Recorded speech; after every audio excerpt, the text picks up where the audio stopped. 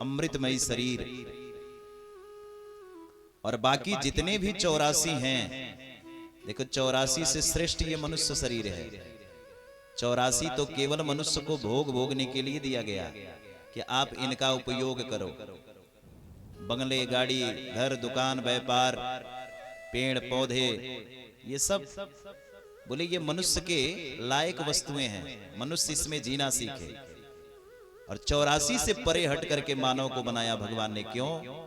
बोले मानव को इसलिए बनाया कि भगवत प्राप्ति कर सके। भगवत प्राप्ति का संसाधन किसी शरीर में नहीं बताया गया।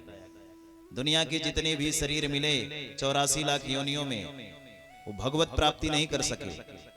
केवल मनुष्य के पास ही बनाया कि तुम तपस्या करो, तुम भक्ति करो, और भक्ति भाव से जो है गोविंद को प्राकट्य करो।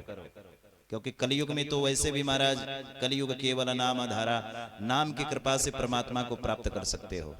देखो ये ब्रह्मा जी के 4 पुत्र हैं। ब्रह्मा जी के प्रथम पुत्र हुए महाराज सतयुग, और दूसरे पुत्र कौन? बोले महाराज दूसरे नंबर के पुत्र हुए सतयुग के बाद आ गया त्रेता, त्रेता के बाद हो गए महाराज द्वापर, और द्वापर के बाद हुए महाराज कलयुग। 4 पुत्रों ने जाकर के ब्रह्मदेव से कहा सरकार विचार करना, हमको आपने बनाया तो इसलिए कि हम इस संसार में जाकर के अपनी व्यवस्था को फैलाएं और अपने अपने युगों में रहने का संसाधन बनाएं। जो प्राणी हम में आएगा उस पे निर्धारित होगा।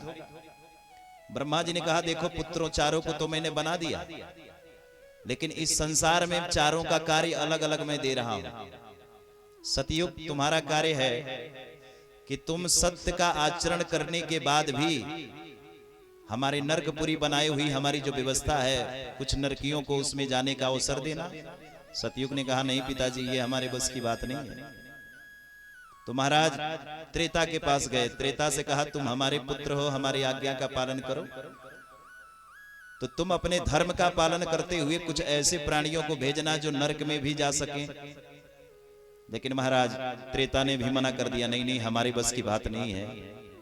द्वापर से कहे कि भाई तुम तो द्वापर हो, मेरे पुत्र हो, तो मेरी आज्ञा का पालन करोगे, इसलिए तुम्हारा कार्य यही है कि तुम धर्म का और दया का दोनों का पालन करते हुए इतनी करो कि मनुष्य के अंदर ये बना रहे। लेकिन एक कार्य करना, कुछ ऐसे जीवों को भी रखना जो नरक जा सके।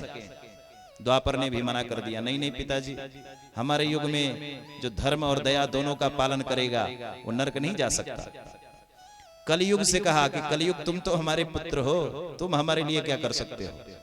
बोले पिताजी मैं आप ही का पुत्र हूं, लेकिन आप चिंता मत करो, मैं अपने युग में किसी को छोड़ूंगा ही नहीं जो धर्म और दया कर सके और दान कर सके। सबके अंदर वो निष्ठा में फैला करके रखूंगा कि मेरे युग में तो केवल नरक ही नरक में जाने वाले प्राणी मिलेंगे और कहीं से नहीं मिलने वाले। ये मेरा प्रभाव रहेगा।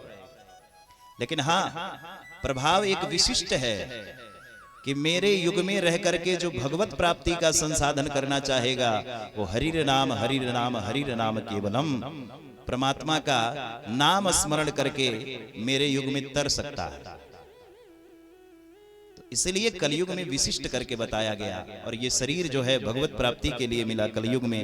इसलिए जहां रहें खाते पीते उठते जागते सोते बैठते नाम जप करने की महिमा जीवन में बना करके रखें, इसी में कल्याण है। आइए 2 क्षण नाम संकीर्तन करें, मन वाणी को पवित्र करें, उसके बाद इस पावन प्रसंग में हम सब प्रवेश करेंगे। आज